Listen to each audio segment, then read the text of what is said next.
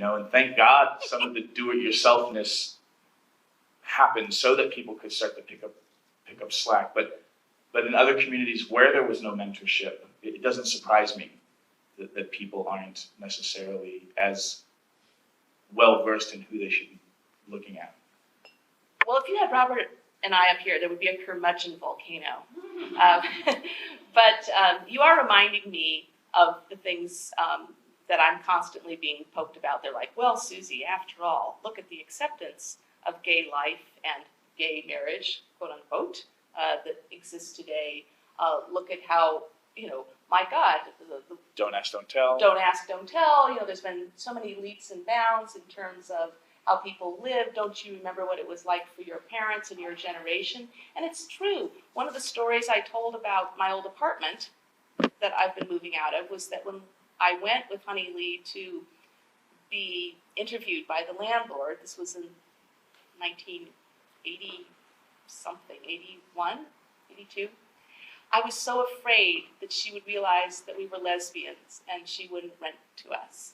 And then when we got there, I realized she was gay, and it stunned me, and that the whole neighborhood was filled with gay people, and that it was still a little bit on the down low, but that there was this tremendous sympathy for each other.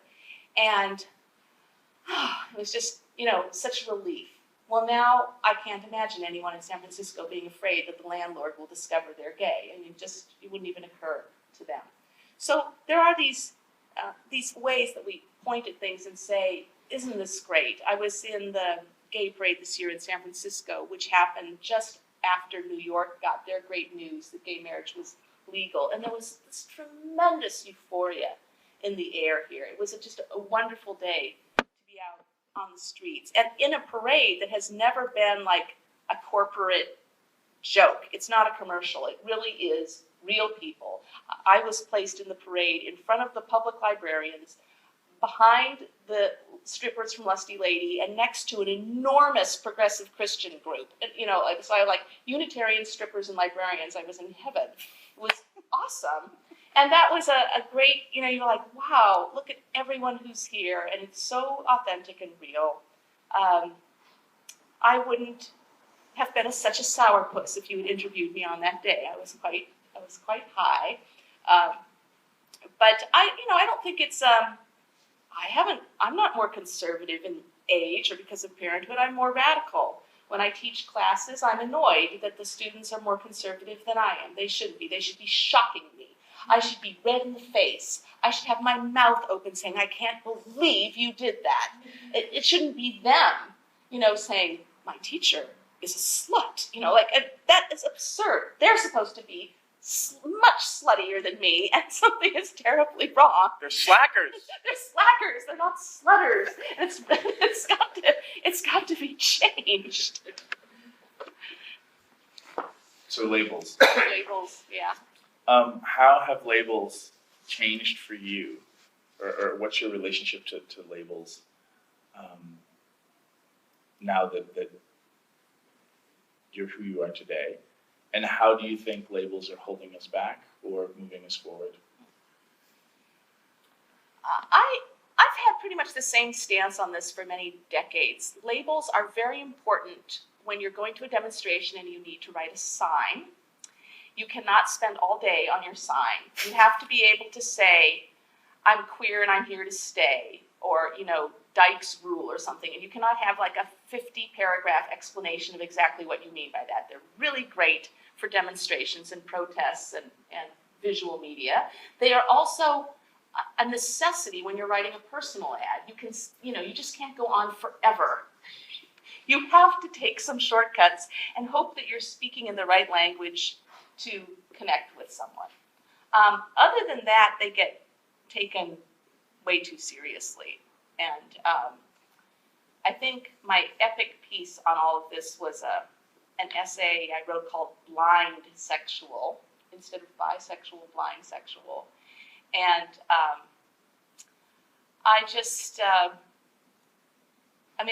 this was a classic label that you never knew what on earth people meant by it.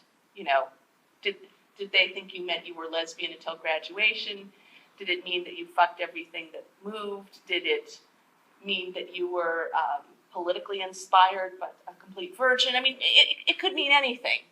And I have a lot of very earnest conversations where I said, well, for me, this means I've been sexually attracted to men and women. And in my case, I've fallen in love with both men and women.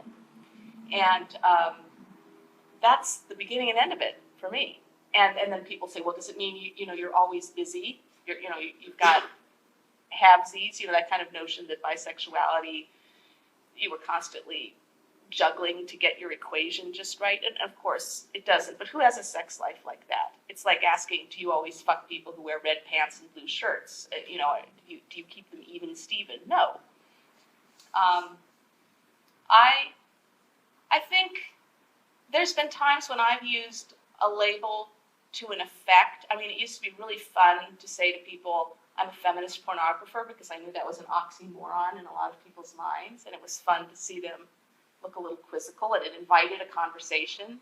I remember when saying to people that I was a femme and using it in the old gay expression of that was a very important thing for me to express, because when I came out in the lesbian community as a teenager, everybody dressed like Mao Zedong. We were all like in blue work shirts and jeans and cowboy boots, and we all had the same haircut.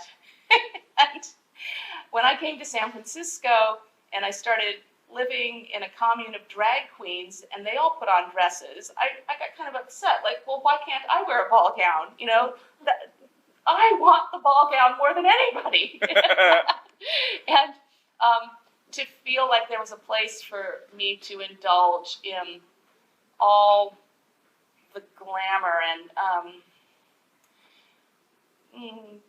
goofiness of femininity was lovely. To discover that there was a place for me in the lesbian community, and also to recognize my attraction to butch women. For me, those things, meant something, and it was a shorthand for me to kind of find other birds of a feather. But I don't know if you could find anyone these days who say they live and die by labels. I don't feel tortured by them. I find that the people who seem the most nervous about them are the youngest and the most inexperienced, afraid of being pigeonholed. But if they had just fucked around a little bit more, they would have realized all you can do is have a sense of humor about it. And you don't, you should tell me. Do people say, you're Reid, you're a cuddler, cuddle me? I don't know. I don't know how you've been, when you say label, which one you've been tortured by the most. Well, I'd say for now, I'm in this phase of just trying to work through having gotten very savvy with conversations around privilege. Mm-hmm. And being a goofball, mm-hmm. like how to navigate being sensitive and also trying to get people to lighten up a little bit, mm-hmm. knowing that I'm kind of the poster child for privilege, white privilege, mm-hmm. right now. Mm-hmm. So that's kind of where I am in very, wrestling on my edges and stuff. Just how do we make stuff? How do we use a sense of humor to get people to lighten up about stuff that's charged without losing the fact that what we're talking about is important? Because I do think that people start to take themselves so seriously that we actually are losing our ability to connect and be human while doing whatever work it is that we're passionate about.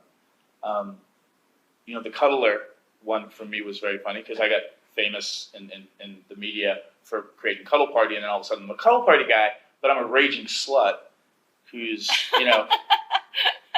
sleeping with, anyone that I think's awesome who's a yes. And so there was this dichotomy of, okay, so you're running a workshop about intimacy and non-sexual affection, and you are sleeping with all these people. And America at the time, and still is for the most part, can't hold both thoughts at the same time. So I eventually moved away from Cuddle Party so that I could go do edgier sex education and wouldn't confuse the reputation of Cuddle Party, which people in the beginning thought was a front for an orgy. and that was very interesting. And then, the conversations around what queer means, Right. and as a term that's now been reappropriated, which is really just shorthand for ask me more, Mm-hmm. because there's 50 paragraphs, and we don't have time Mm-hmm. unless you're really interested. So I haven't really feel like I've been held back, or I just didn't notice because I was so busy just Mm-hmm. having fun Yeah. with my self-expression that I got to reclaim, and working through my guilt and shame on those things. That's true.